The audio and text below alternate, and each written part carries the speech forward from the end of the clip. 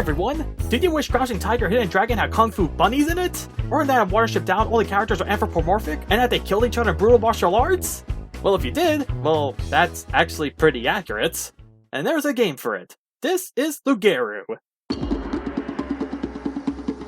Lugaru is a PC game developed in 2005 by one guy? Neat. And it was a Kung Fu focused fighting game that was one of the first indie games to have ragdoll physics. And of course, they're funny to watch. It has a good following, and a sequel was made 10 years later. But while it got positive reviews back then, how does it hold up now? Well, let's find out, as I'll be taking a look at the good, the bad, and the furry moments of Lugaru. So the story takes place on the island of Lugaru, and it's been centuries since humanity has been extinct, as rabbits and wolves have evolved into bipedal creatures. So there was a war between the two races, and the rabbits were losing. Badly. So the only solution was to get to an island far away from the wolves, as we focus on Turner, a rabbit warrior of the village, who has been in charge of keeping order with the rabbits, only for raiders to attack and kill his family.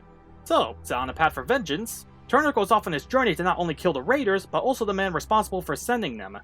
I know I happen to go over the plot very briefly, but I happen to like this scenario. This is supposed to be a tale of revenge and how much blood is shed throughout the journey. There are some things that are rushed, but I happen to enjoy the story. As for gameplay, you move the WASD keys and use the left click to attack, and how you attack is depending how you move your character. For example, if you rush your opponent and then attack, you'll be doing a roundhouse kick to them, and standing while attacking does a punch attack. You also can stealth kill them by sneaking up right behind them. You also can do a wall jump kick, but I never figured out how to do that nor found a good place to use that. And last is a counter attack, where you press shift and click at the same time to, well, counter. Also, I spammed this move a lot. Not only do you have your fist to fight, but you also get weapons along the way, such as knives, bow staffs, and swords. Each one adds a boost to your attack, and trust me, you're gonna need them for the wolves, because they are much harder than the rabbits. Especially Shadow. He's a cheap son of a bitch. Oh, you piece of shit! You cheap son of a bitch! God damn it! You fucking asshole!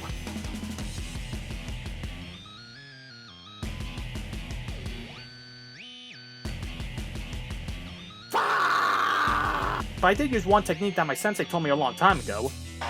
Sweep the leg. You have a problem with that? No, sensei.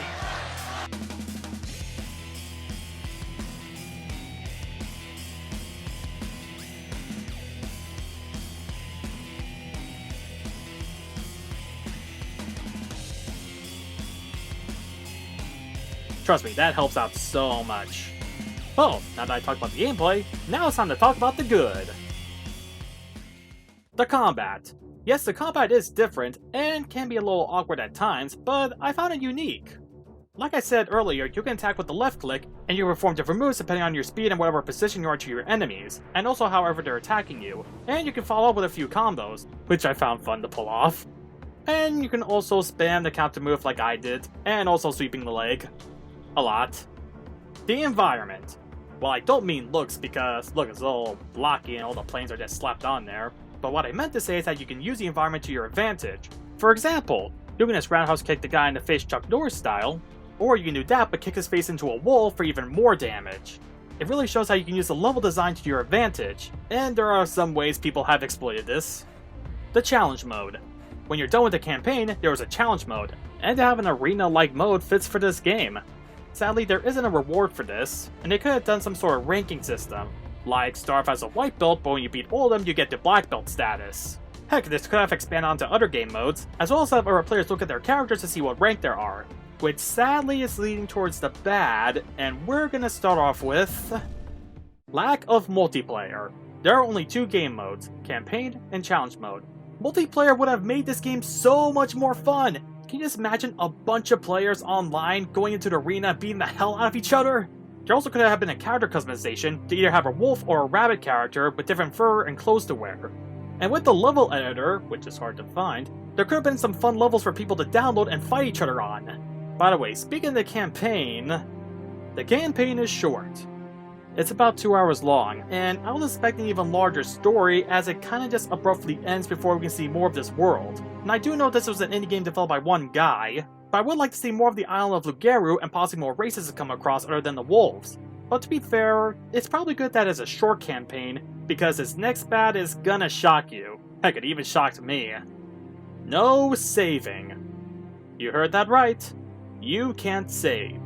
I don't know why you can't save, you just can't. Which means that if you leave or turn off the game, you're gonna have to do the whole story mode and the whole challenge mode all over again. I know this was made in 2005, and I don't know if there was just a different way of saving back then. I mean, if there is, I just couldn't find it. So if you do intend on playing this game, make sure you have nothing to do that day and that you're already gone to the bathroom. Bottom line, have a save option next time. Alright, now that we talked about the bad, let's talk about the furry moments. As for characters, we have a range of rabbit people and wolf people, as we see them in villages and also fighting one another. We only focus on these two races, as there's no indication of any other species. As for our cast, we have Turner who's out for revenge, his friend Jack, the king, the alpha wolf, and that's basically it. And I would like to see more characters involved, as well as more species to see if other animals have evolved other than the rabbits and the wolves. But sadly, we don't see that. I'll give this one a 4 out of 5. As for design, well, all the characters are anthropomorphic rabbits and wolves. They are humanoid but still have animalistic features, just as digitigrade legs, along with other things such as their ears and muzzles. This is an easy 5 out of 5. As for behavior, we mostly see the wolves acting more animal-like than the rabbits, just as still using their scent of smell to try to hunt down their prey. And yes, sometimes the rabbits do move on all fours, but the rabbits act more human-like, and less animalistic than the wolves, and they have a more civilized society. For this one, I'm gonna give this a 5 out of 5. As for world, well, it's all jaggedy and blocky. But other than that, it's evolved animals trying to make place in the new world that was given to them. Well, since the humans in this world wiped themselves out. The rabbits have a class system, as there are upper class just as kings, and lower class rabbits just as peasants. But as for the wolves, I could be wrong, but I think it's more tribal based on what they're doing, just as hunting and killing, and they don't have a class system like the rabbits do. I would like to see more evolved species, but it is what it is. This is going to be a toughie, but I'm going to give this one a 4 out of 5. And the overall score is a 4.5 out of 5. It may have a lack of species since there's only rabbits and wolves in this game, but in the end, this shows good characters, design, behavior, and a world to inhabit all of that. It's a good game for the furry fandom. Alright, I'm going to get into spoiler territory, so if you don't want to get spoiled, just go to this part of the video. Turner finds out a conspiracy with the king and his close friend Jack, as they want to put the lower class rabbits into slavery for the wolves, and he'll leave the upper class rabbits alone. So Turner kills both of them, as there was a bloody massacre between the rabbits and the wolves.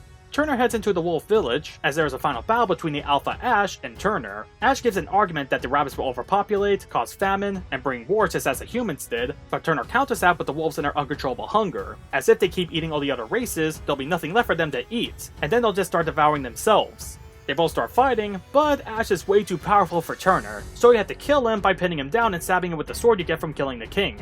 This is actually a great final boss fight. It's just these two people trying to kill each other in a constant fight for the sword, and the environment is the perfect place to have this confrontation. It really does feel like a final battle in a martial arts film. Or you can just trick the AI into running underneath you while you're jumping a lot, then stab him in the back, but I prefer doing the former. So Turner goes back home as the rabbits offer him to become the new king, but he declines as he goes off to other parts of the world to find a new purpose in life. I really did enjoy the story. Like I said, it does feel like it abruptly ends, but it does offer a continuation to the next game.